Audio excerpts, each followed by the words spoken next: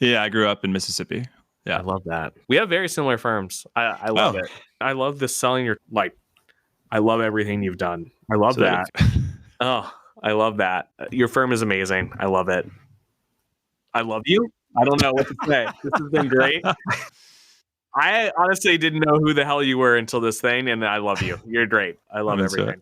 Hello and welcome. We are all the sons of CPAs. Join us as we question the current state of the accounting and tax industry with the next generation of professionals leading the space. We are all the change agents in an industry fraught with money and inertia. Let's begin the Sons of CPAs with your hosts today, Jason Ackerman and Scott Scareno.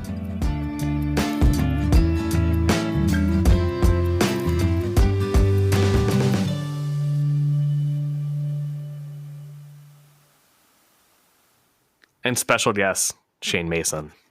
What's up, boys? Okay. Shane, He pronounced your name. I could say your name, which is fantastic. Nailed it. You have like kind of two first names, which I also like. Oh, right. Mm-hmm. You got everything going. Like Shane Mason, if you could be an actor, definitely could be a porn star. Especially with your hair. Definitely, and the mustache. Best hair, mustache best too. hair of the podcast. Beautiful. And, this is a podcast, so it's not a visual medium. How do you know that I'm not already? I'm not already. One of those, one of those deals. There's a lot of. I do have some porn clients, and a lot of them don't put their face in anymore. It's like that's the thing now. You can do that. Oh, you right. You can do that. Yeah, definitely with the new porn styles on the. I wouldn't know. I've never. Fans only. Yeah. I don't watch my content, so. I hate to see myself perform. Sound of my own voice. This is. Yeah, you're a method actor, so I totally get that. Well, now this is the lead into why he's in LA, right? That's, oh boy, the big break. So balancing tax season and other activities. Wow, what an intro! Yeah. So no, let's keep going with the intro. So you got a lot of letters behind your name, and I want to get into that, but I have a correlation too because I think I was born with a lot of the letters behind my name, and we're supposed to be introducing you, and I've realized I have like at least 5 letters behind my name. I've got OCD, ADHD. Those are the 4, 5, 7 I'm going to start with, and I could go what about on. STD? That one I wasn't born with. I was not born with that. Got that later. So yeah, got that later. Maybe watching Shane. Who knows? I wouldn't be getting it watching. That would have been the other way around. So you've got quite a few letters, and you had to work for those. That was I didn't really have to work for many of mine. They were just given to me. Yeah. I didn't know where you were going with that. That was no one did. That is hilarious. Yeah. What if what if people did have to wear letters like that around in society? Like it's the scarlet letter, right? That's the scarlet letters. Right. Isn't that where that came from? Like the scarlet letter? I think there was adultery involved. Yeah. Scarlet letter. But well, do you want me to talk about my letters? Because not your adultery. Talk about your life. Not your adultery. Your letters. Yeah, sure. I'll talk about that stuff. Everyone's obsessed with credentials in this industry, right? Because you get to throw them around on LinkedIn and stuff. First one was CPA, Ole Miss. I went to Ole Miss. Good accounting program. So good that the second half of your master's year, which is a 1-year program, you sit for your CPA during school, which is really cool. That's so good. And that's like, why does every school not do that? It should be every single master's program. It makes no sense. I've tried to get our local university to do that, and I'm so glad that they do that. Clemson does that too. So, yeah, is it a Southern thing? Maybe. Clemson, are you from Mississippi? Yeah, I grew up in Mississippi. Yeah, I love that. Yeah, am I the first on the pod? Absolutely, the first. You're the first person I've ever met from Mississippi. Oh, really? I get that a lot, actually. There's not a lot. People like to stay there if they are from there, unsurprisingly. Honestly, I don't know if I know anybody from Mississippi. But that's so good. But I associate you with Brooklyn. I don't even associate you with Mississippi in my head. Yeah. You've branded yourself Brooklyn. Did you choose like the master's program at Ole Miss? Obviously, the undergrad there, but was it kind of known like you were going to do the master's and it was kind of built in for the CPA? That was the plan. Well, the whole accounting thing kind of like, I wasn't in high school. Like, yeah, I want to be an accountant for sure. Let's go to an accounting program, get a master's degree, get a CPA. It was more like Ole Miss wasn't my first choice. And this podcast isn't long enough for like my high school days, but I ended up at Ole Miss and I was like, all right, what's the hardest thing y'all got here? And it was accounting. So I ended up going through that program and I was like, at least if I get an accounting degree from here, I can go on and do other things. It's the language of business. And like before I knew it, I had a master's in a CPA and was working at PwC in Austin out of school. And I was like, all right, one day I won't be an accountant. And that was, I don't know, 13 years ago. And I'm still doing taxes. But yeah. And then how'd you get your CFP? Yeah, so I did 3 years at PwC Austin doing the taxes for public and private companies, mostly tech firms in Austin, back when it was just turning the corner of gentrification, like 2010 through 13. A lot of those companies had equity compensation that they were paying their employees, non-quals, ISOs, RSUs, et cetera. And I went to a mid-sized firm with that knowledge and ended up working in New York City after Austin, and that was about 10 years ago. And I was doing a couple of years there. Realized that working with individuals is a lot more fun, and servicing them holistically, like doing their financial planning, investments, retirement planning, tax planning instead of just compliance, looking at their insurance, all that fun stuff. I always knew that I wanted to start my own firm, and I thought that I would be bored in the summertime for some reason or not have something to do. So I got the CFP to round it out so that I would have something to service clients with outside of tax season. And that was back in 2015 when I got that. And then started my own firm. I was always moonlighting since 2014, but left my full-time gig at the end of 2017. Got the CFP. And then just last year, I got the CPWA because it really focuses on high net worth, equity compensation, estate planning for executives and people with equity comp, like alternative types of compensation, and entrepreneurs that own businesses. And that is just like a refresher on that stuff, because we started off servicing creatives and then we pivoted towards tech professionals in like 2018, and now that's over 80% of our clients. So, and the net worth of them just continues to go higher and higher. So we have to get more and more creative with our estate planning and all of the financial planning that we do. Yeah, I can't tell you how many tax returns I see where they don't do the stock options right.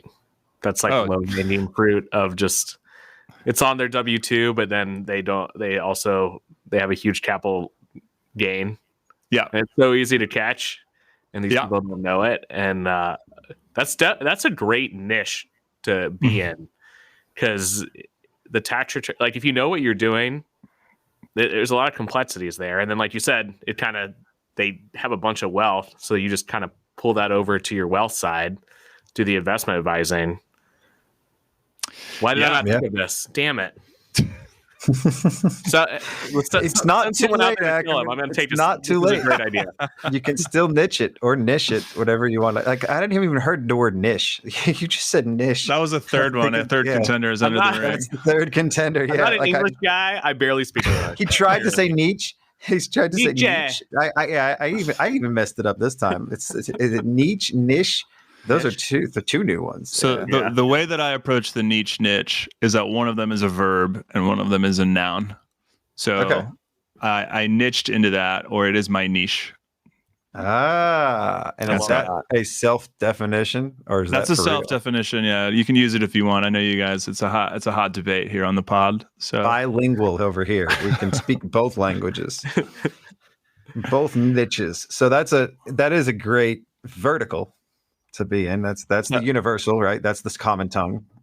So how? Yeah. Go ahead. Sorry. I mean, just like to continue the conversation on that. Like I was like, part of the story of Brooklyn at 5, my company, is that we switched niches from. I think I just fucked it up right there. It's supposed to be niches right there. You're proving yourself wrong. You wanted to sound good.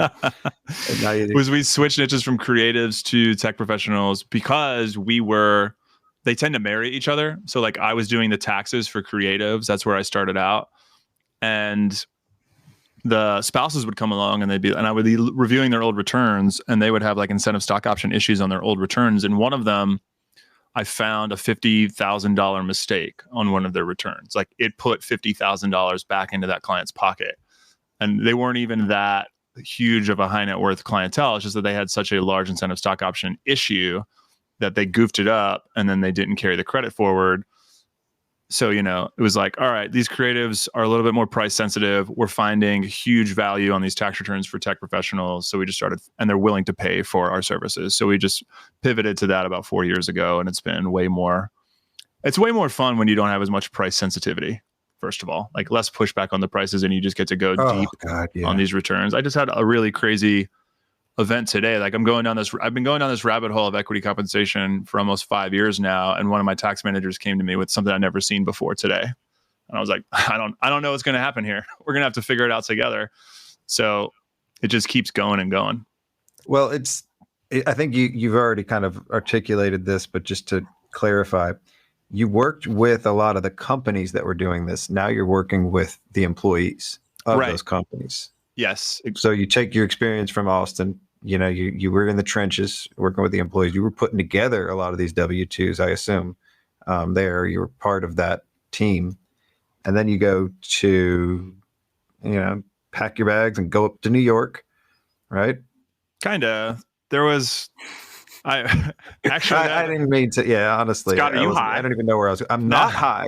Actually, this is interesting too. This is he literally said all this conversation. Yeah. Well, no, he's got a fair point because I did skip over like a pretty big event in my life at that point. Because like I said, I never intended to be an accountant. So I had done 3 years of PwC, and I'm like, all right, where does it stop? Like I'm putting in 2,500 hours a year for a career I didn't even choose. So I actually dropped out of accounting at the end of my 3rd year, and my dad was sick. So I went back to Mississippi for a little while.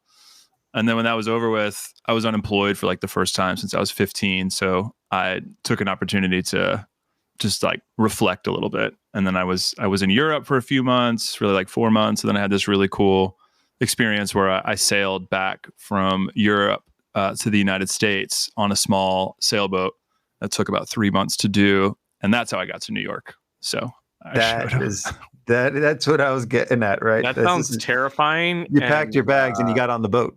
You realize you invented airplanes. Yeah, but they're more expensive than when you life experiences, buddy. This is what Shane's after. I've seen a lot of movies that go bad, real bad, when you're trying to sail across the Atlantic. It got dicey a few times. Did you do it by yourself?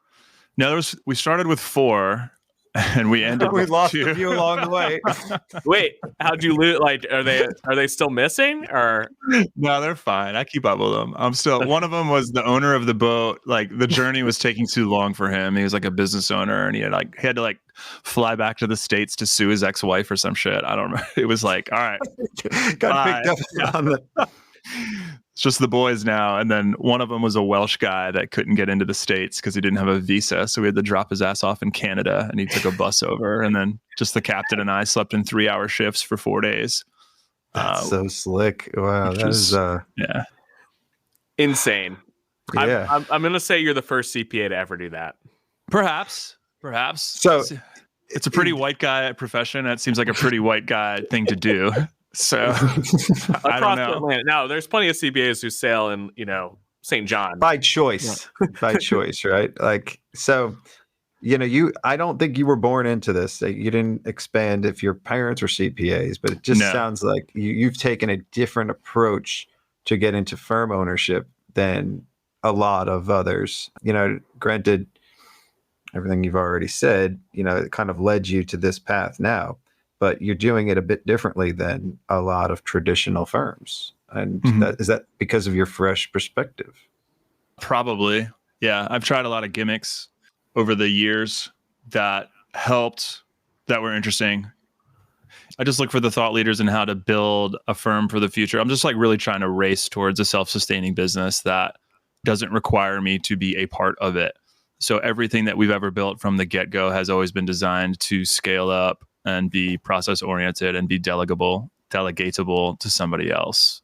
I'm still necessary to a degree. I mean, I hear that you're not necessary anymore, Scott. You complain. I mean, you've heard this many times, I'm sure, but be careful what you wish for, right? Like I have said that, and now I forgot what it's like to even do a tax return, and I'm only 1 year removed, like maybe 2 years, but I don't know what my purpose is. All I hear every week is Ackerman tells me how fucking horrible I am at taxes. And I have to agree with him at this point. Like you've let it fade. You've asked me some questions where I'm like, oh, I've let it fade. Like, I don't know if I let it fade or if it was ever even there and I was just lying to myself. I used to think I was pretty good at this stuff. Okay. I want to know. So there's very few firms that are doing investment advising, and that's where all the money is. So first of all, when did you kind of decide like, hey, I'm going to kind of add this service line on to the business? And then how do you kind of merge the CPA and the investment advising side of the firm? Yeah. So the investment advisory thing is one of the more intimidating things about financial planning, right? Because it feels like something that you need dozens of years of experience, and that's where the money is. So it must be extra hard to do. And most people that do it are idiots. Well, there's two different types of people, right? There's people that do active management of investments that like actually choose stocks. And that never works out in the long run, long run. Like Warren Buffett is one of the few people that do that. And the people that do it effectively, they typically charge so much money in fees that you end up at a net loss if you had just gone with a passive investment strategy. So it's really good for those active managers. They collect a ton of fees, but it's not so great for the investor, like their clients. And there's tons of studies on how active management typically works out against you rather than in your favor. So the Brooklyn FI approach to investing is passive investing and just keeping you in the market. There's this concept of the behavior gap, like the difference between the returns that the market experiences versus what actual investors get. So if the market did 7%, you would think that investors got a 7% return, but in practice, they typically get a 4% return on average because of the behavior that they exhibit. So they will they sell when the market dips a little bit, or they panic. Yes, yeah, exactly. So our job at Brooklyn FI is to stand in between you and a big mistake. It is like an elevator pitch for what we do in the investment management side. And if it costs you 1% of your assets for us to save you from spending 3% over the course of your life, then it's obviously an ROI there. And so that was the last vertical that we added to the business. We started off with taxes, added financial planning, and then now we don't charge for taxes anymore. All taxes are just included in all of our relationships.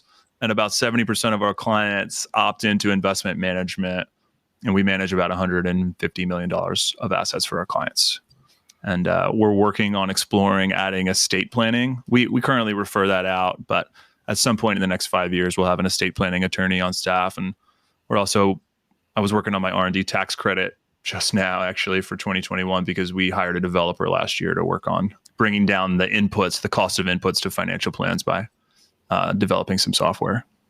So you're an RIA, set up as an RIA?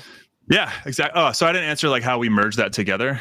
Yeah. So we technically have two different entities, although I don't think it's required. We've talked to a bunch of different lawyers about it, and none of them will give us a clear answer on whether or not it's required. So we've typically had an accounting firm and an RIA firm separately. All the employees are employees of the accounting firm just because it was the first entity that we had. And as the head of finance of the company, I really don't want to be the run two payrolls in parallel, have two separate 401ks and all that stuff. So you'll see on our website, there's like a disclaimer that all employees of Brooklyn FI are employees of Mason Tax, DBA, Brooklyn FI Tax, which is just one of our older entities from back in the day when we did taxes on our own. But we just got audited by the SEC. They audit one of their new things is auditing new registrants with the SEC, and they're the ones that regulate us. And they didn't have any problems with our structure or any of that stuff that we were scared about for like 4 or 5 years. So I don't even know if it matters. So if you don't charge for the tax return and so what is the CPA firm charging for? At this point, the CPA firm, we have an outsourced accounting practice. We charge close to 60 clients a subscription fee for outsourced accounting that includes taxes. So that's like our entities. About a third of those are also financial planning and investment management clients. So there's like 3 things that we do for them. We handle the business. Here's the net income for the year. To date, we do some forecasts for them. We help them with all things related to their business. We do really well with like high income, smaller companies. Like it might be between 1 and 5 owners, and they each make multiple six figures. because we take that money and we minimize their taxes through financial planning and investment management. We charge them a subscription fee. Yeah, there's a lot going on there, but those fees start at $400 a month and they go up to $1,500 a month depending on what's included. So how do you, going back to kind of how you have CFPs and then you got CPAs. Mm-hmm. How do you guys kind of work together on a client if you've got them doing multiple things at one time? Yeah, well, we're on our third workflow solution at this point. We used nothing at first, obviously, and then we went to Jetpack workflow when we were trying to standardize everything. Oh yeah, Jetpack baby. Yeah, I love Jetpack. It just it doesn't do all the things that like we need, since we have 5 different departments. It wasn't working out, but I love the team there. And then we went to TaxDome, which was awesome. I loved TaxDome as well. And then ultimately we're on Carbon now, Intuit Practice Management. Doesn't everybody end up on Carbon? That's all conversations end with Carbon. Yeah. It's is it working out? It works beautifully. Yeah. We have some guy asked me on some Slack channel if he was adopting Carbon, and he's like, hey, can you show me the workflows that you have? And I was like, yeah, sure. I'll take a screenshot. I had to take like 6 screenshots because we have like, I don't know, 90 to 100 workflows that are custom built in there that I didn't even realize because our ops department just cranks them out. Like everything from a tech demo to recruiting to how to respond to a tax notice to everything's in there. It's awesome. And we just tag each other, Jason. Like if there's like 5 people involved in every 1040 because the lead plant, because the ops team sets it up, the associate prepares the return, the reviewer reviews it, then the lead financial planner reviews it. Ultimately, the client's involved. And then like if there's ever investment management that needs to happen, like let's say that we recommend $25,000 SEP IRA contribution, then we tag someone on the investment management team to send the paperwork over to the client to get it funded ahead of the deadline.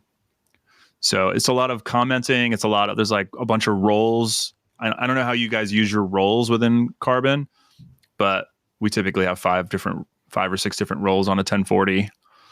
Yeah, ours just pivots between which work which phase it's on, which step, and then it shifts responsibility or shifts ownership. I forgot what all that stuff is called. I don't even pay attention to the assignment, maybe. Yeah, the assignment. It assigns it to a different team member or a different role based on where it's at in the return. Ackerman could probably tell you. He's very proud of their tax process. Do you automate do you use the automators heavily, Jason? We've been on Carbon so long that like we had it before automators, and really he doesn't use any of the cool stuff. Yeah, we actually used all the cool things. We need to go back and like kind of like we were there even before like templates were there.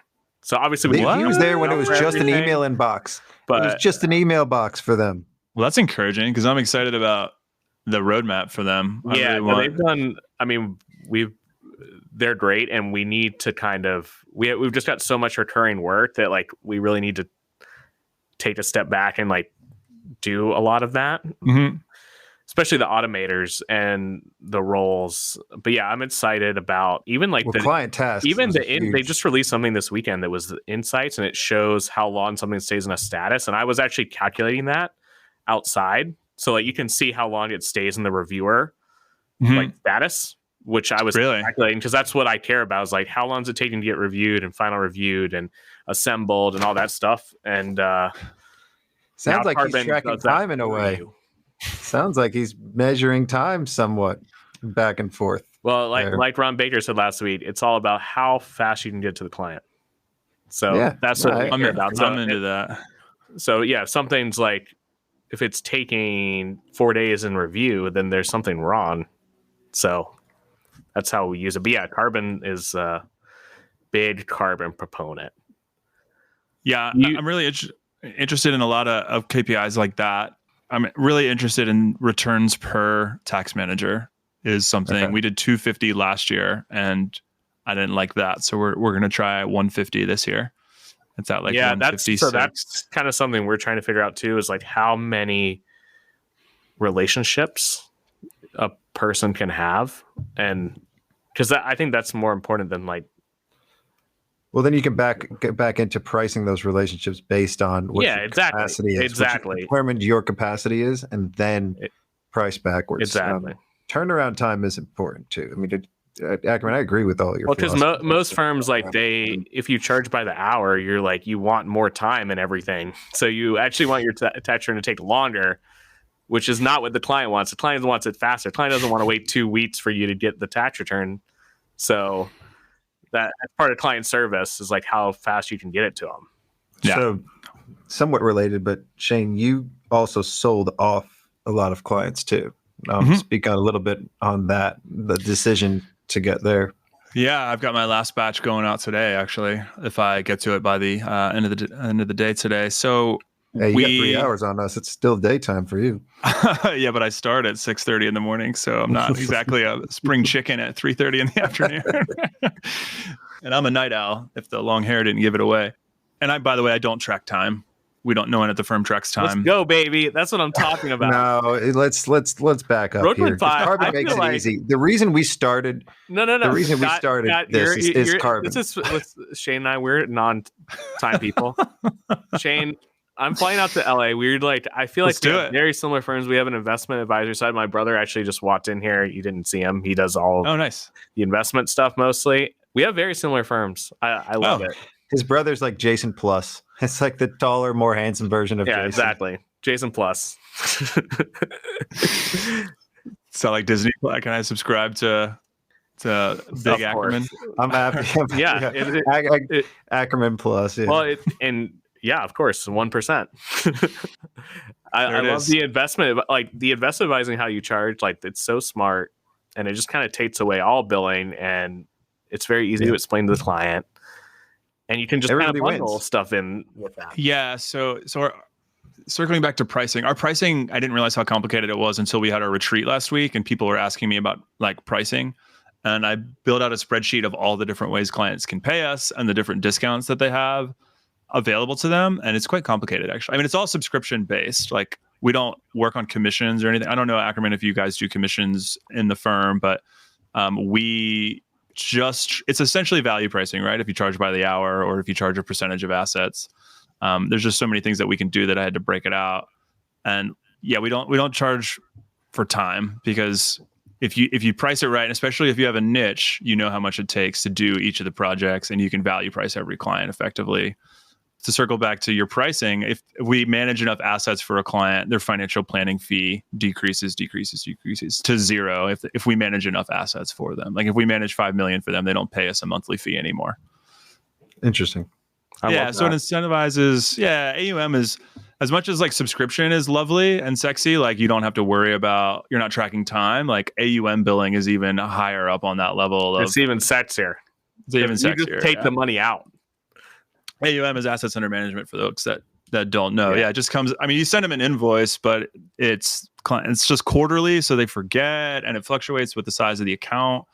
So I don't really want to know how much I'm paying for services that I love anyway. Like, if I feel like taken care of, I'm willing to pay whatever for it. I mean, obviously, as long as it's not inhibiting my ability to enjoy my life or significantly cutting my net worth. But if it enhances my life a lot, I'll pay anything for something like that. So. And I don't want to know what it costs. Apple. That's how I feel about Apple. So Tate Henshaw does similar. He's coming on, I think, next week or week after. But he does this with his entertainment clients, because that, you're in LA right now, but that is how they are billed for almost everything, is just a percentage of what they make. That's how he bills them. That's how their managers bill them. That's how they're, there's whatever other things, agent. Entertainment. That's an agent's thing. Yeah. And it's very smart and kind of something. I wonder if we should just do that for our clients. How much money they're making, we just bill them a percentage of that. I wonder if there's a way to. Like, kind of like what Shane does, which is kind of a hybrid of that, which is he has a schedule. It's like, up to a certain point, you're going to get charged this. And then once you get to that point, we're charging you enough so we can get rid of all these other things, and we're just going to charge you 1% or whatever the percentage you guys pick. I think that's very. Yeah, we have a complexity-based fee, right? Like, it starts at $4,000 a year, which we divide by 12 to make it easy on their wallet. Because our clients are typically about to go through a liquidity event. Like, it's typically someone just prior to an IPO, and they've got a bunch of options or equity. We signed, I think, like 16 clients at Palantir last September when they were about to go through their direct listing. and they don't have assets to manage until we help them navigate the multiple months long, quarters, years long wind down of their concentrated portfolio. And then we have a place for that assets to land in a real portfolio at the end of the day. So we do a lot of investor psychology, and the tech's having a really rough time right now. We got a lot of clients at Square and Peloton that those, they've taken they've lost 2/3 of their value over the past 6 months. So it's a lot of like coaching people through those difficult realizations that, the highest price that your share has ever been worth, or your company's ever been worth, isn't always going to be worth that. So we try to get them out of those concentrated positions, walk away from the craps table after you've already won, type of thing. Square's now block. Are they still Square? Well, no, they're block, but in my mind, they're still Square. If you Google Square stock, it pulls up the block price still. So until that stops happening. Yeah. So as you're building this firm, I mean, it started obviously just with you. What was like your kind of go through your hiring process, and who were like the first administrative people that you hired that were super key to where you are today? Yeah, well, to clarify that a bit, my business partner, AJ, I have a 50-50 business partner, and I started like the tax firm, but when I was going to start doing financial planning in a real way, like when I founded the RIA, I had met her just prior, actually on a podcast. She interviewed me for her podcast, and the liquidity event? No. It's called Money Splained. And she did everything herself. Like Scott edits all this for now, at least. And she brought me on to talk about freelancers' taxes back in 2017. So you can go on Apple Podcasts and hear my very first conversation with my business partner of 5 years now, which is pretty cool.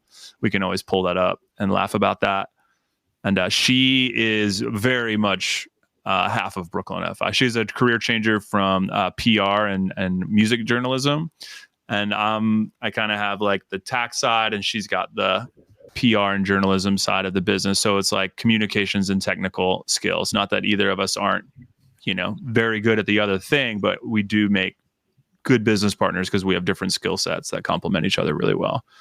So it was just her and I at the beginning. So that's why I kept saying I had to be able to delegate everything with processes, because I had to have AJ help me. So there was always two people from the jump. So you always had to try to get everything out of the head and into something else that someone else can do. So then our first hire, I think, was a bookkeeper, like a part-time bookkeeper. And then we just needed tax help. So we ended up hiring a tax manager first. And that was one of our oldest employees until we unfortunately had to let him go at the end of tax season last year, which firing people is always awful, especially if it was like your first What did he do person. wrong? The firm has changed a lot over the years, and he didn't realize, like, I kept pressing him to focus on the clients that were subscription based, that were paying us higher fees. And he was just, in his mind, he's been in the business for like 15 years, so he's always just thought of clients as one-off tax clients and not thinking about the lifetime value of a client. He could not separate the two. So over 50% of our subscription clients that I had promised would not go on extension went on extension for no reason beyond the fact that he couldn't focus on the clients that I told him to focus on. And I tried to warn him a few times that this needs to happen, like even starting in like September of the year before, like these are the clients that need to get focused on, and they didn't. And they were all pissed off for obvious reasons. So for the sake of the rest of the people at the firm, to show that there are consequences for not sticking to the strategy, I had to let them go, which was awful. But dude, that's accountability. I know that's a hard thing to do. It's so interesting though, because we deal with this too. It's like there's such an old mindset, and like for an accountant who you think would like understand business, like they don't understand business, and like your business of accounting. It's so funny.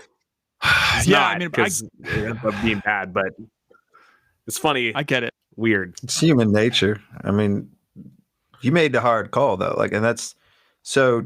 Tell us about that process too. Like, so between you and AJ, who's the one who had to do that? How did you guys go about it? If you don't want to go relive this horrible moment in your life. Not relive it, but like there's probably a lot of firms that have to deal with this and that just don't do anything. I imagine a lot of small firms don't fire people, and it has a big impact on their growth, a big negative impact on their growth. Impediment. Yeah. Yeah. I mean, if you can't Especially if you're small, because each person has such a large impact on the firm. And sometimes you need somebody to work 130% as hard as one person so that you can build up the revenue to hire somebody else. And then you keep leapfrogging and you go up that cycle of profitability and loss that each person really matters so much. If you eventually hire the wrong person and don't fire them fast enough, it's going to drag you down. Like, you have to pull the trigger on this. And she had to do the same thing a few months earlier for another a financial planner. That's her department. So we had both gone through our first firing within a few months of each other. And it was traumatic. I mean, obviously it was worse for the employees that didn't enjoy it, but it is a milestone for business owners to that first fire, right? Have you had to do that yet? No, I definitely did. Oh yeah. This past year. You guys have owned firms for a while, right? Ackerman was born into this. I fired my first one when I got my first Roth IRA payment, age 7. That was you know how you pay your kids so they can do Roth IRAs? Right. My dad was like, walk in and fire that person. And I was like, did you really? No. Oh my God. That's what I was doing. It's something that you kind of don't see until afterwards, right? You don't see the downstream impact that somebody's having on the business. You don't see how they affect the other employees or the clients until they're gone. Well, I think a lot of people see it and they just don't want to fire them. I mean, that's but you don't see how big of an impact it is afterwards. Like, you really don't see how much change there could be in the other direction too. You know, I mean, you see a most of the time, you know who needs to go, and you don't want to do it. I'm the same.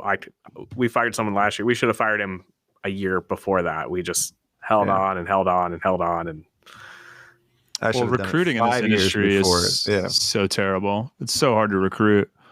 The only way we've been able to recruit is by spending tens and tens of thousands of dollars on LinkedIn. Really? Yeah. We recruit on LinkedIn. We use LinkedIn Recruiter to go find people, like the ones that the professionals use to go find folks. And hey, we're professionals too. You're a professional. Yeah, fair. But you know what I mean? Like, professional recruiters, that's all they do all day.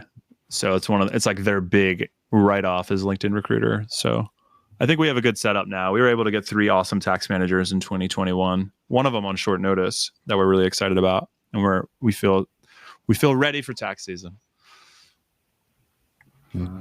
Tell us. We'll check back in with you in a couple months. We'll check back in with you in a couple months. This tax season is going to be so. I mean, these last couple tax seasons have been crazy, but this one is going to be, I think, even crazier. You think so? Really? Yeah. Why? Well, there's a couple big laws in California's had a pass-through entity tax, but South Carolina just elected that, and North Carolina's doing it next year, and that's going to affect almost every tax return that we do if you're in North or South Carolina, which is a lot of our clients. So that's a big thing. Plus, we're still coming off there was a stimulus payment last year, PPP money. It's kind of just the end of COVID and all these other tax law changes. And the IRS is still terrible. And it's just a mess. It's a mess. I hear you. Yeah, I mean, I hear you. And you still have some clients saying my taxes are easy. You know? Yeah. Like, how often do you get that? Yeah. I want to. What's your response, Shane, when someone says their tax return is easy? Do it yourself? It's been since we fired. I mean, I guess I dodged this question earlier about selling clients or like getting rid of clients. Oh, right. But we don't really deal with that as much anymore because the tax return is just a part of the deliverable of a financial planning relationship. You know, so it's not like better. Yeah, here's your fee for your tax return, and it's $1,100 because they added a couple of rental properties and they moved across state lines and whatever it is. We don't get that pushback anymore because it's just included in the fee. So talk about selling. I love this, selling your clients. This is a great idea. How do you do it? Yeah, I can talk through that. It's been a good. We've had a success story there. So we had probably 300 clients that were just one-off tax clients. No, we had 500 one-off tax clients. By the time we decided to no longer take tax returns. We had 100 entities and 400 1040s. And we had to decide whether we wanted two types of relationships in parallel, a financial planning relationship that's a lot deeper, that starts at $4,000 a year, and also have people that pay us $400 a year. So we decided not to have that. Like to get into our inbox, you need to pay us $4,000 a year, because we just don't want to get the same. We get the same amount of emails from the two different people. The guy that pays you $600 a year sends you just about the same amount of emails as the person probably more. Yeah, and we're just don't, like, I felt so bad because we don't charge by the hour. So I bill you for a tax return, and then you've got questions throughout the year. My answer to those questions has always been, I can bill you by the hour, or I develop a whole different service line that says, if you want to pay for the service, I've created it, and here's our subscription model. And that was our financial planning model. And so if they wouldn't convert, we ended up selling them. So we essentially sold the first 150 last December of 2020. And we worked out a deal with another accounting firm that wanted to focus on one-off tax clients. His whole model is he's got tax managers that are 1099. He fills them up. He gets a percentage of their work. So it makes sense for him to just add 1040s. And then we did that, and we got paid 90% of first year billings. That's pretty good. Yeah, but only if they paid him. So there was no risk to him. So if they didn't convert, he didn't have to come up with anything up front. Yeah, but you were going to fire these clients anyway. So exactly. So I was either going to I was just going to say, you're no longer a client, or I found a great landing place for them, which is what everyone wanted. It's just like, tell me where to go. Yeah, it's better for the clients. It's better for you. Yeah. Yeah. And like he came into our Slack channel, and anytime a client signed an engagement letter with him, a Slack automator went off. We sent the listcert file and the work papers, prior tax return. Have fun. He didn't have to ask for any of that stuff from the client. Process. Exactly. That's a good process. Yeah. Our ops team did that, and our ops team's awesome. And then this year we just did it again. It was a different purchaser this year. It's the other half of our one-off tax clients. It was the ones that had a potential to become financial planning or outsourced accounting subscription clients. You gave them that opportunity, and these are the no's. Exactly. So awesome. If you want to spend $400 a year on your tax return, or $600 a year on your tax return, and that's the only advice that you want to get, or if you want free advice, then there's somebody that's willing to do that. So we made the move to $950 a minimum for those, instead of just selling them off. Yeah. Instead of just selling them off each year, we just slowly made a new minimum, and that's where we're at this year. I like what you did, though, because then it's not that big of a, I don't know. I mean, it's 6 one, half a dozen the other at the end of the day. Like we're left with not that many. Like Ackerman says, we've given up on the individual return, and I'm giving up. But I think but you don't give up on the individual because of what Shane's doing. Shane's doing the individual return plus investment advising plus I know. I get it. But that's why you don't give up on it, because there's a ton of money there. We do all of our individual returns still. I'm not saying that. We still do individual returns. He still does individual returns, but he's managing a relationship year round with them. I think it's just like, if you're going to create a separate 1040, like if you've got two different parallel workflows, right? That's just a nightmare. Like, how much stuff can you keep in your head? And like, you're putting more pressure on your ops team if you've got a subscription client and a one-off tax client, and you're constantly having to remember who's who. Like, not everybody is the owner of the firm and remembers the scope of services and like where they end, and they don't know when to say no to certain clients. So they end up doing a lot of work for free because they don't know the extent of the relationship. And I don't know, it just felt like simplicity was the goal. Yeah. So Scott, you have people that they just pay you $1,000 and then they're good? We still have some. It's not a ton anymore. It's probably less than 100, but we still have. I mean, we have a lot. I mean, we have. Yeah, Ackerman's got a lot. We probably have over 1,000. I mean, not at $400 or $600, but at $750 or $800. Right. And what we're trying to get, like, what you have done is exactly what we want to do, which is you take the individual, but it has to make sense. You're doing the investment advising. They're super high net worth. It's got to be. So we don't even bill separately anymore except for those. Like, so we bundled all the individuals in with their business. So technically, I guess we should have a separate invoice because we're a paid preparer. So we should have a separate invoice for like $10 or something. No, like that. We don't. We don't do it. Like, it's just built into their monthly price. So everybody's on a monthly recurring subscription for us now. And it's all manageable from afar. At least I can see what's our average, average ARPC or average revenue per client. All that is basically managed on the smallest level of that number. At least I can see what's going on and not have to dive into the details. When we used to do everything separate, it was like, okay, we've got all of this money that is tax only revenue, and all of this is our business clients. And then, the worst things that we deal with are relatives or, and that's not the worst, but it's like referrals. On my tax return's easy. Like, it's a referral of a good client. Really, are they a good client if they're sending me? I don't take those. I don't care. Yeah. See, I just hate saying no. And if you say that, and Ackerman, someone can pay you $800, right, or $1,000. So like, if you're pitching investment management to that person, they're like, no, I'll stick with tax. And what we were tired of is like, if we offer the lower scale relationship, they will stick with it. So we just were like, screw it. Like, you're fired. Like, if you don't, we've only been around 5 years. So it's not like I've had clients of 20 years that I can't imagine getting rid of because we've taken care of their family forever. Like, I'm sure that happens to you a ton. Like, I don't know if you'll ever be able to shed the old friends of the firm. That's the problem is like, we have these 30-year relationships and like, you have to disassociate with it sometimes. But like, part of our job. No, but they are your friends. That's the thing. It's like, are they?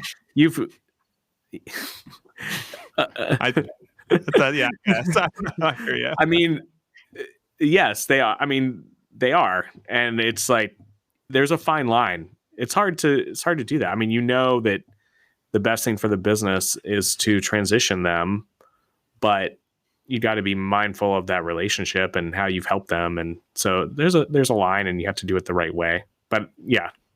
So circling back to your question, Scott, if I am more innovative because I don't come from a legacy firm, then that's exactly what Ackerman's dealing with. Because I never had to worry about.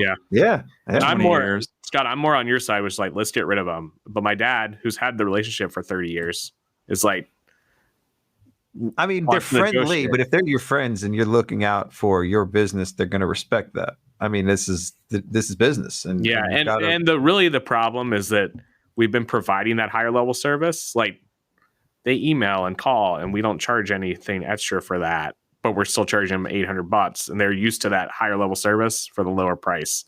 So it's hard for them to say, "Hey, you should pay us $4,000 now," when you were paying us $800 now. But it's going to be the same service. Like, they don't get that until they go someplace else and realize it's different. But it's complicated. Yeah. I'm predicting an email from Ackerman on a development process workflow for financial planning within the next 24 months, where he wants me to come in and tell his clients that he offers financial planning and this is what it involves. Oh, we already do it. We do it already. We do so that. That's what his brother does. They have BNA Wealth. I mean, we have that, but we have. I do think we don't sell it enough. Like, we don't sell it enough because, they might have their own investment advisors now because they're tax clients. It's like, I would. Yeah. Shane, let's go, baby. Come to South Carolina. I love it. Are you in Charleston? Where you at? No, we're outside Charlotte. Okay. Yeah. He's basically North Carolina, but he likes the South. I can see the border. Yeah. But I love what you've done. I mean, if I were starting a firm, I would do it exactly how you did it. Like, I love everything you've done. It's amazing. This is not the first time he said that. So because I think what you're providing, like the high net worth individual stuff, like your expertise is much better than and you're doing the outsourced bookkeeping too. But I think the outsourced bookkeeping is much more, what's the word? Like it doesn't. He doesn't like it. No, it's not that I don't like it. I just think it's more commoditized. That's the word. Because like everyone's doing that, but what you're doing, which is finding this niche and getting real deep into this ISO, NSO, which are super complex. And like I just dealt with this last week at 25, not at your level, but a $25 million deal where it was a bunch of different options. Like it's there's a lot of complexity there and it's needed. And if you become that expert like that, where you get the investment advising into that, it's so smart.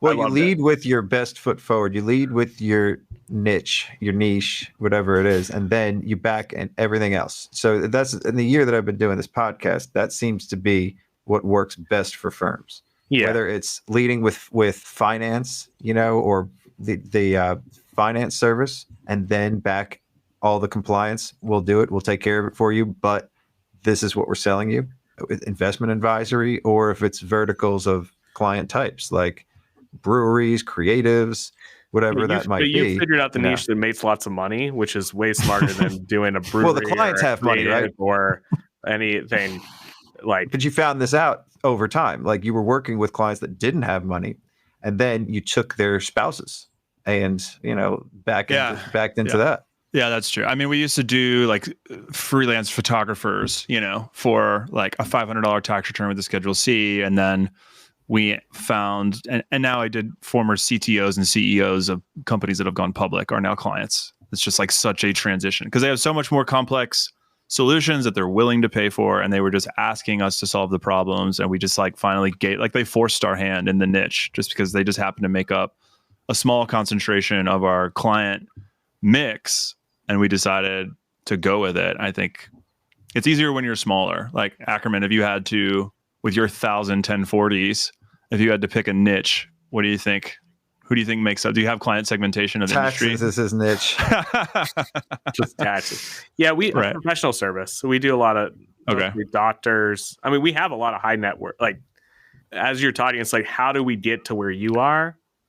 And it's not that hard. And I think Ron Baker said this last week too. It's like, you probably have the niche already. Like, just as you start working, like their friends refer them and that's their colleagues. And you kind of end up with those niches over time, especially if you're a legacy firm. So we have those, and it's just like getting rid of the noise and being saying no to people that aren't. Yeah, is exactly. a huge thing. Yeah. So what's kind of what's the next step for Brooklyn Fi or FI? For us? Is it FI or Fi? Brooklyn. I got questions here. That's one of my questions. I just asked it. You're welcome. So why FI, not Fi? That was my question. That's my next one. Scott comes in for the hard hitting questions. This is it. This is let them put fastballs from Scott. I see. Yeah. What's your favorite color?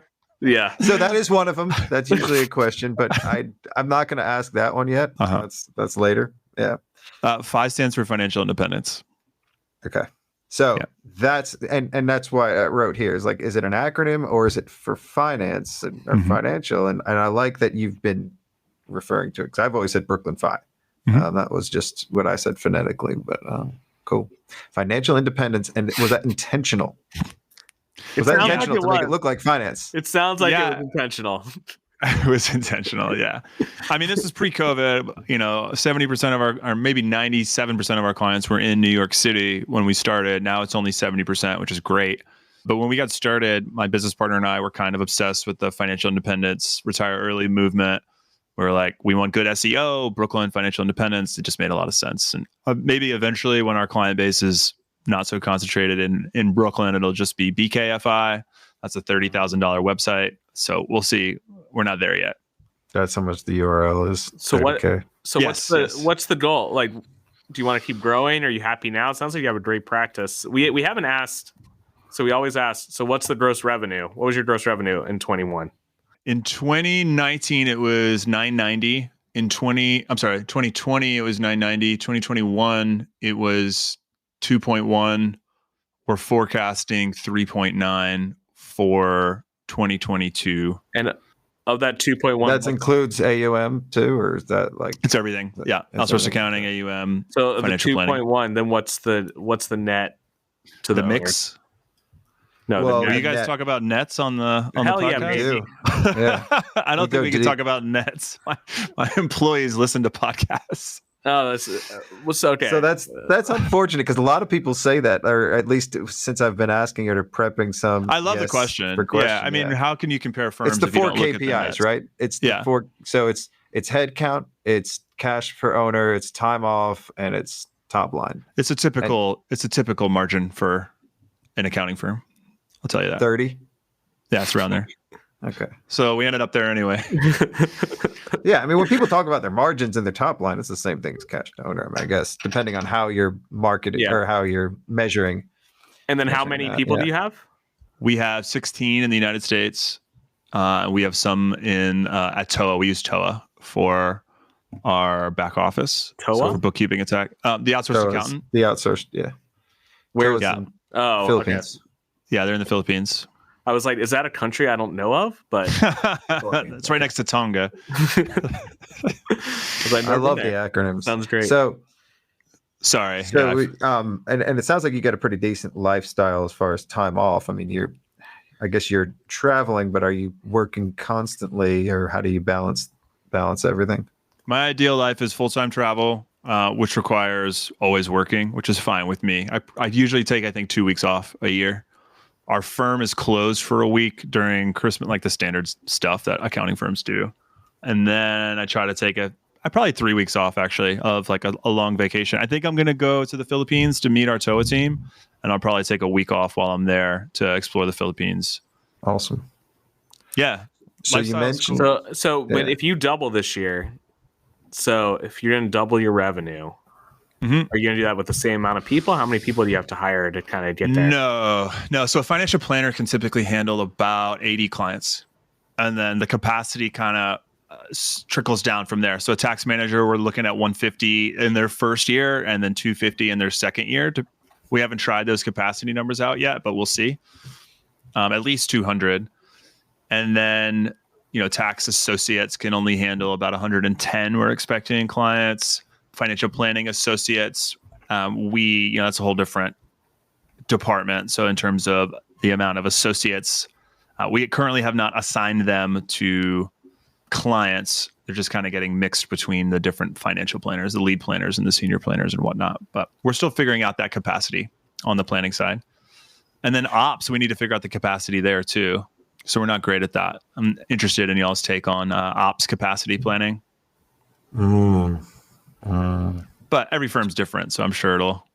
Yeah. So what's the question about ops capacity planning? Well, it's just like how many ops people do you need to manage a certain amount of clients? And since everyone's client mix is like Ackerman, I guess everyone's firm is so different. 400 clients? How many clients do you have? We have 330 or 340, somewhere in there.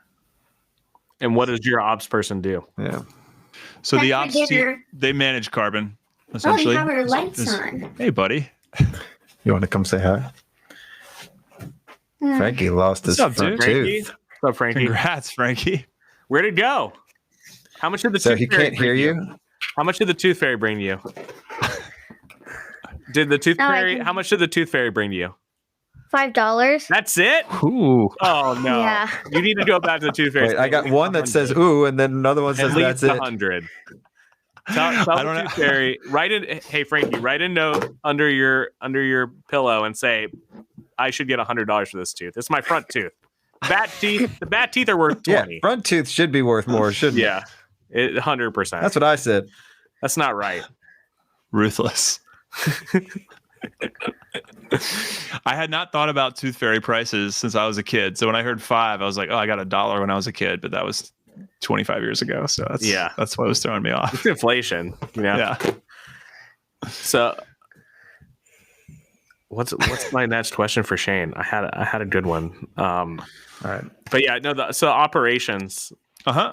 I mean, 350, I think that should be one person. That sounds like... Yeah, but we're not just doing 1040s. We're doing investment management. We do their tax returns. We do their financial planning. Yeah, for an ops manager, though, that's probably... And I don't know what the number is, to be honest, for me. I don't know. Our ops people help with the podcast. They help with the marketing. They do a lot of stuff.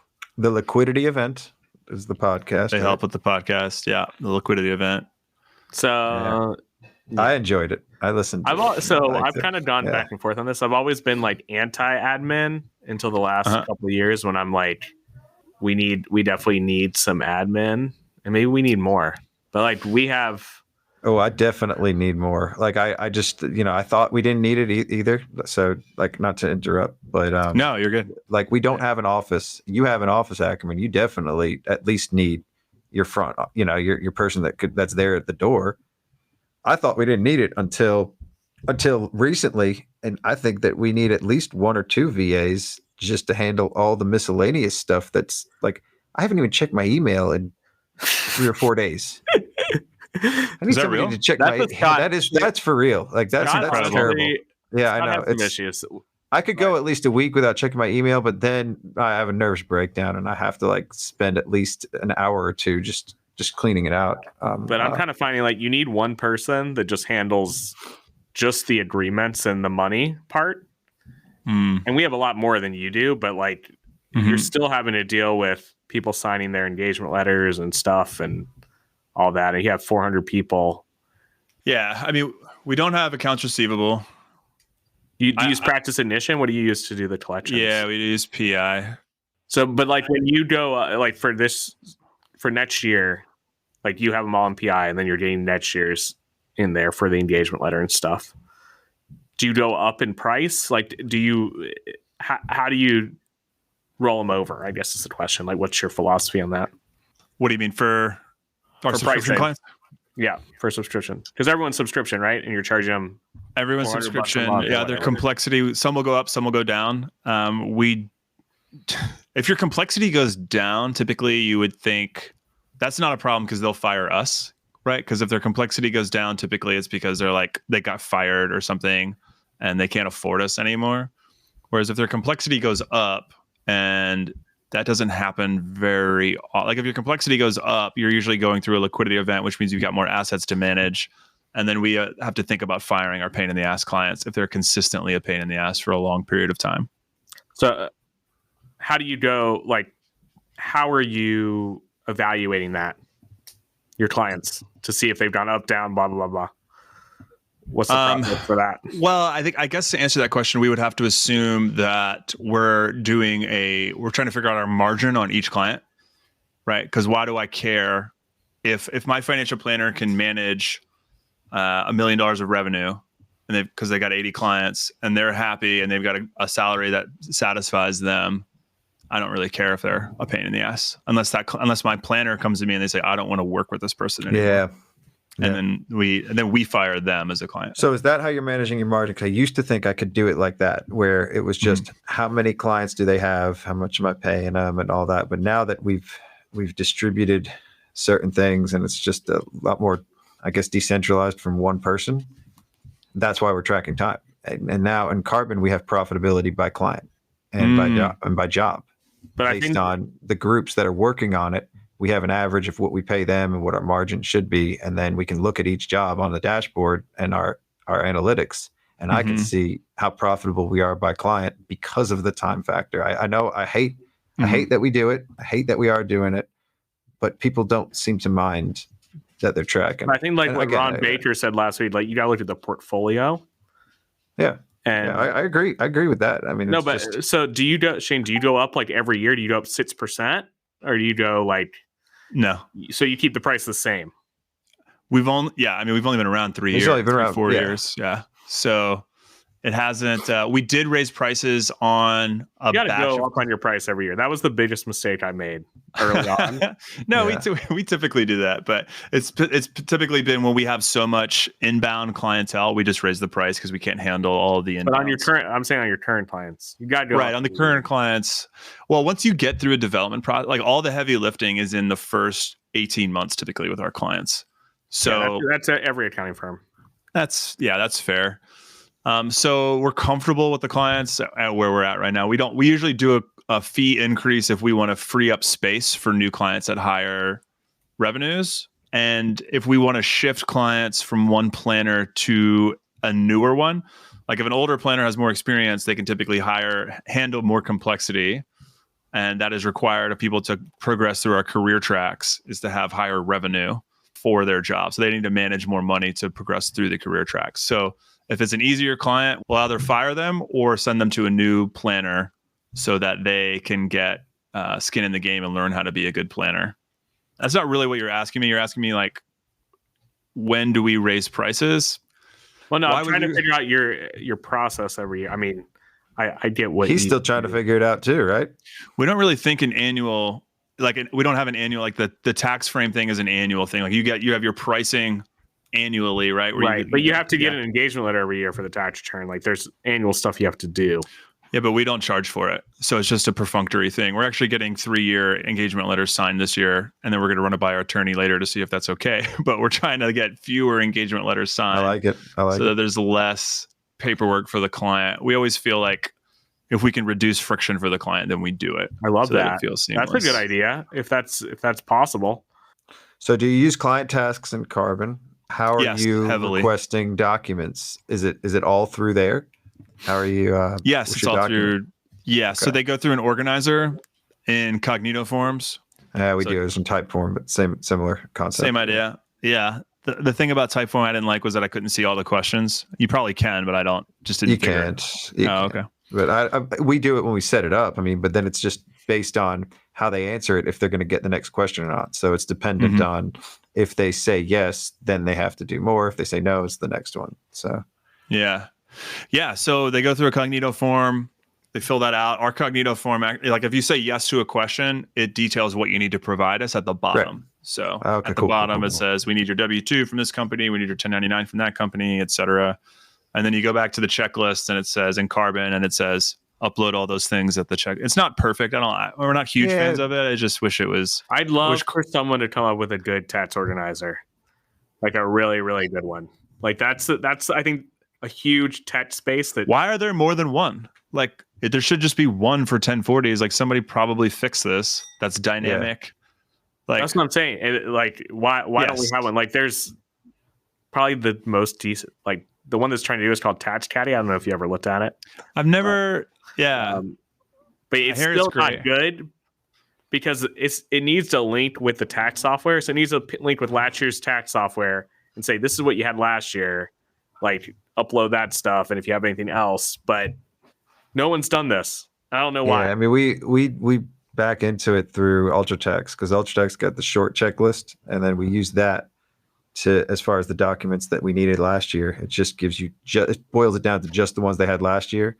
And then we got to figure out anything else based on the organizer. Yeah, but it's not like the checklist, the questionnaire. It's not like a modern, like good interface where it's easy to use. Like hypothetically, you should be able to like click a button. It should be built into the tax software though. Like it should download like it is built into tax software. The tax software one sucks, like Thompson or right. The good one should be the tax software should be on the cloud. They should have very dynamic systems in there, and nobody's doing it because it's too much to just manage all the changes in the tax software. We just talked about that in the latest episode of our podcast. Take the tax software out of it because that's not client facing.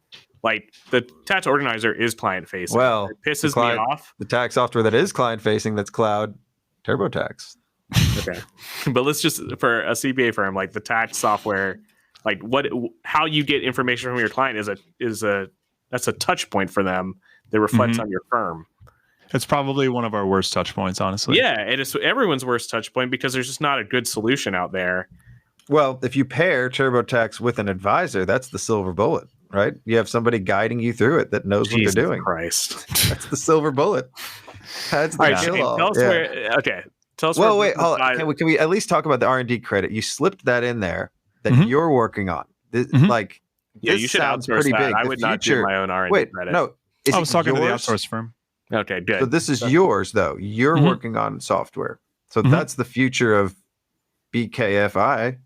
Is it not? Did I miss that? It's a part. Yeah, I mean, it's a part of it. We definitely, since we charge flat fees, your value pricing, and the one way to increase profitability is just to take down the amounts of the inputs into a deliverable.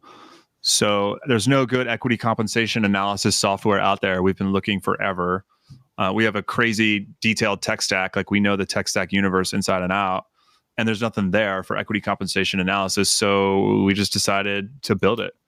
And it's been really interesting. I think we got super lucky with our developer. Hopefully he's going to roll off in the next 4 to 5 months. And hopefully we get a new team to come in and take his singular execution of our vision and manage it. It's been a journey. It's been interesting. And hopefully so it brings down the amount of time that it takes to deliver a financial plan or to deliver equity compensation advice. If it brings it down significantly since we have hundreds of clients and hopefully in the near future dozens of employees. Then it'll just help out a ton with our profitability. So would you ever sell that to if it works great outside? for you? Yeah, that's it. Like that's our advisors don't want us to do that because it takes our secret sauce and distributes it. But obviously, other accountants and advisors want it. Legally, I'm not sure if we can do that due to like old agreements we have with other people that helped build it. But we'll see. it's pretty cool. That's super interesting. I think that's. I dope. love that. Yeah. Okay, so tell us what 5 years. Where's Brooklyn FI, BKFI going to be? So we use traction. So we don't think in 5-year terms. We think in 1 year, 3 year, 10 years. Right. Okay. 3 years. What's your BHAG? What's your BHAG? What's your BHAG? How about that? I don't think Traction does BHAGs either. I think that's a different book. Well, we merged it in 10 years.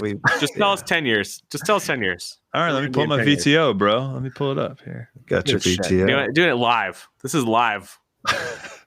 Well, People, that is, this is the live. VTO is written. It was written, right? Like this is Oh, this is the We haven't one updated from ours yet. the end of 2020. Shit. Yeah, I've updated all the forecasts recently.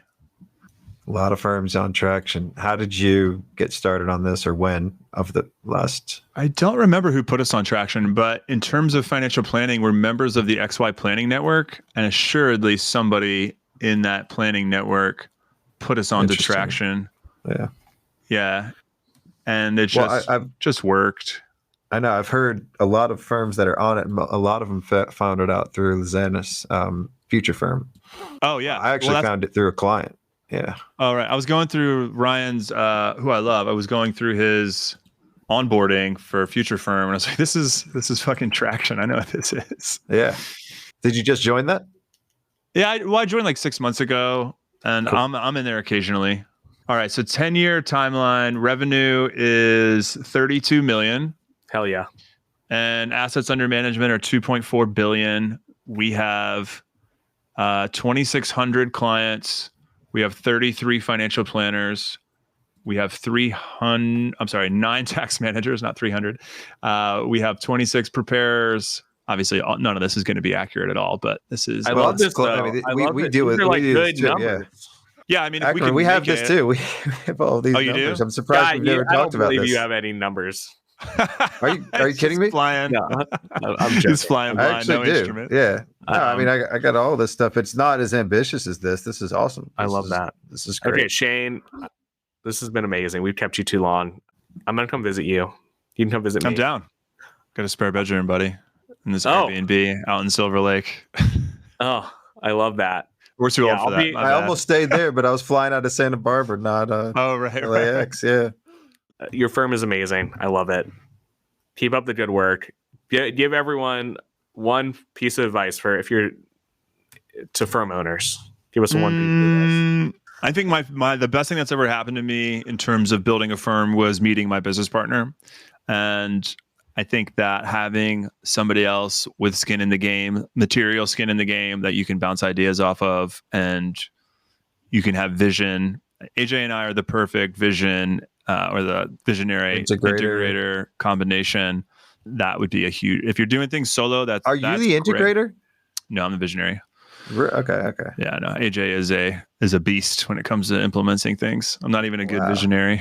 She's We've had this conversation before, but I'm always surprised because sometimes I peg it wrong. So I would have seen you as a visionary, but that's only because of the visionary and your insight on the hair. Like you still have it. It's from 2017 to now. It's still going strong, right? Like it's time to go though. You had a vision. No, it's never. I got time to mine go. growing too, man. Mine's growing. It's not quite There we go. there yet, but it's getting there. Scott, did you hear that marijuana rejects COVID? Oh, It I have helps heard resist that, COVID. and I've been pretty resistant. And today I'm actually kind of disappointed in myself. I should have given my 1 month old freaking marijuana. Then he wouldn't have got it. Oh yeah, that's Oh. Shit, Shane, tell us where we can listen to your podcast.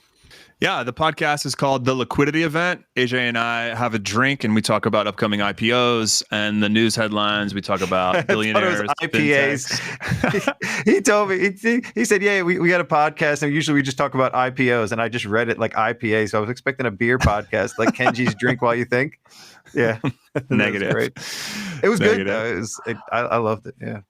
Yeah. We do hot takes on billionaires, crypto, tax, fintech, all that fun stuff in the headlines. Some running themes. AJ has a crush of the week. She details a CEO she has a crush on. I do no brainers of the week by Roomba, for example. Shit like that. It's fun. Via Roomba. That's amazing. Well, Shane, this has been awesome. I love you.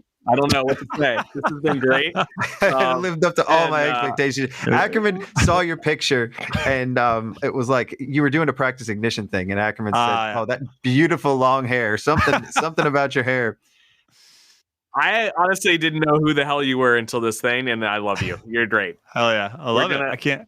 Flattery is right into my heart, buddy. I can't wait to come visit. I don't flatter people either. Scott can tell you that. He usually doesn't. Yeah, this has been great. I'm blown away by all this. He definitely doesn't flatter me. We'll talk offline. I'm sure.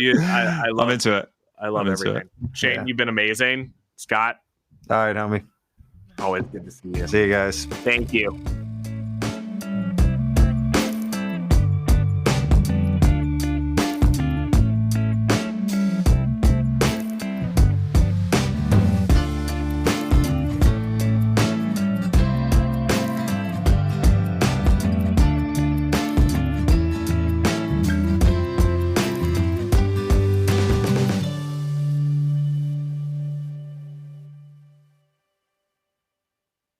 Wow, what a great episode. And wouldn't it be great if you could earn CPE credit for that? Now you can. Visit earmarkcpe.com to sign up for free and earn free CPE credit for listening to this show. That's earmarkcpe.com.